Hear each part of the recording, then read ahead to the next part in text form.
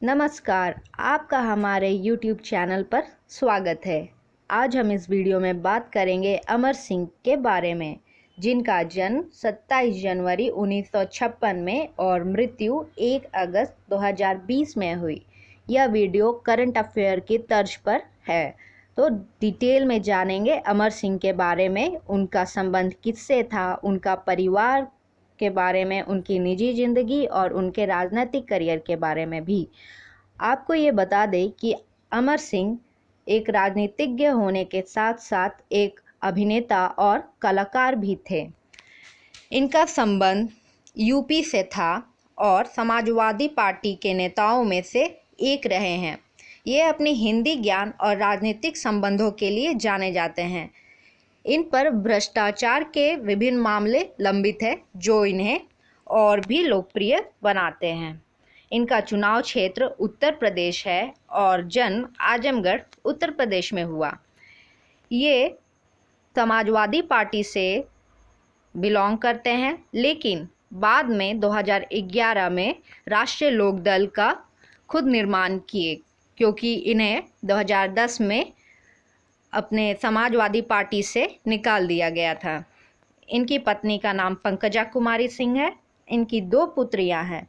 इनका शिक्षण Saint Xavier's महाविद्यालय कोलकाता में हुआ है। इनका जन्म एक राजपूत परिवार में हुआ था। इनके पिताजी का नाम हरीश चंद्र सिंह और माताजी का नाम शैल कुमारी सिंह था।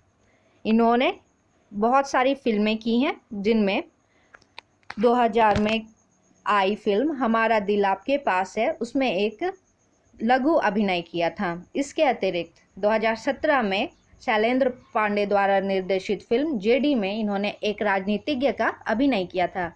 इनकी आखिरी फिल्म यमला पगला दीवाना थी। इनका निधन 1 अगस्त 2020 को सिंगापुर में हुआ। वो करीब 6 महीने से किडनी की बीमारी से जूझ रहे थे और उनका इलाज चल रहा था।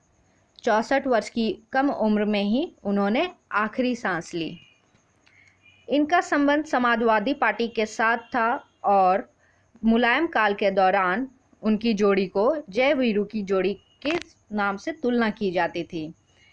लेकिन इस पार्टी में इनका पंगा आजमगढ़ी चाचा, जो कि आजम खां के नाम से जाना जाता है, इसके वजह से रहा। इसकी वजह से वह सपा में आना जाना यानी एंट्री एग्जिट लगी रहती थी। 2010 में अमर सिंह ने समाजवादी पार्टी के सचिव होते हुए भी पार्टी से इस्तीफा दे दिया था, तो इससे काफ़ी सियासी बवाल मचा था। मुलायम सिंह ने फरवरी 2010 को अमर सिंह को पार्टी से निष्कासित किया था। इसके बाद साल 2011 में इन्होंने अपनी पार्टी बनाई और 2012 में यूपी के विधानसभा चुनाव में सिंह की पार्टी को 2403 सीटों में 360 सीटों में अपने उम्मीदवार उतारने के बावजूद भी एक भी विधायक नहीं बना सके। इसके बाद 2014 में लोकसभा के चुनाव के दौरान सिंह ने राष्ट्रीय लोक दल को चुना और चुनाव में उतरे, लेकिन वहां भी शिकस्त ही हाथ लगी। 2016 में सपा में दोबारा सम्मान के साथ राज्यसभा के लिए चुने गए, लेकिन यहाँ भी ज़्यादा दिन टिक नहीं सके। इनसे कुछ रोचक तथ्य मौजूद है, जो कि साल 1996 में पहली बार राज्यसभा सदस्य के रूप में नामित हुए।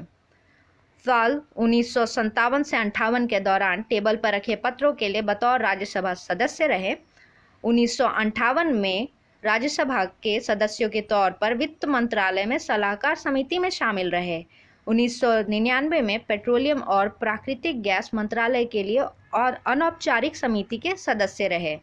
2001 में स्टॉक मार्केट में घोटालों से संबंधित संयुक्त संसदीय समिति के सदस्य के रूप में भी कार्यरत थे।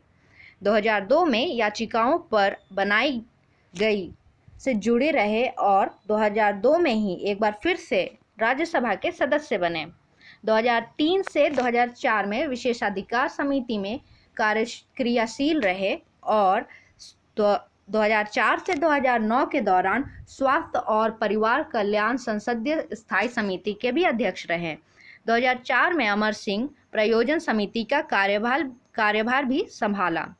2006 में व्यावसायिक सलाहकार समिति के रूप में भी मौजूद रहे। अमर सिंह ने 2008 में एक बार पुनः राज्यसभा के सदस्य के रूप में शपथ लिया। साथ में सार्वजनिक उपक्रमों की समिति के सदस्य भी रहे। 2010 में सार्वजनिक स्वास्थ्य के संसदीय मंच के सदस्य रहे और 2016 में सपा के समर्थन से सभा के सदस्य के रूप में भी चुने गए।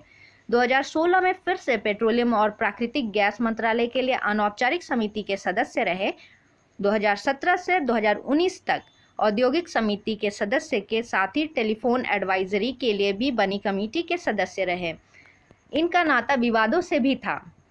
पहला विवाद 2008 में मनमोहन सरकार द्वारा विश्वास मत हासिल करने की बहस के दौरान भाजपा के सांसदों ने आरोप लगाया कि मनमोहन सरकार ने अमर सिंह के माध्यम से उनकी वोट खरीदने की कोशिश की थी। संसद में नोटों की गड्डी लहराने का मामला भी सामने आया। इसके कारण सिंह को तिहाड़ जेल भी जाना पड़ा। दूसरा विवाद था अमर सिंह और बिपाशा बासु की एक कथित ऑडियो टेप जो कि बहुत वायरल हुई थी।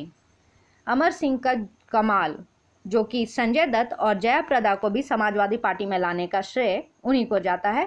यूपी के बड़े कारोबारियों को भी एक मंच पर लाना उन्हीं का काम था। समाजवादी पार्टी को चमक दमक वाली पार्टी के रूप में पेश करना भी अमर सिंह का ही काम था।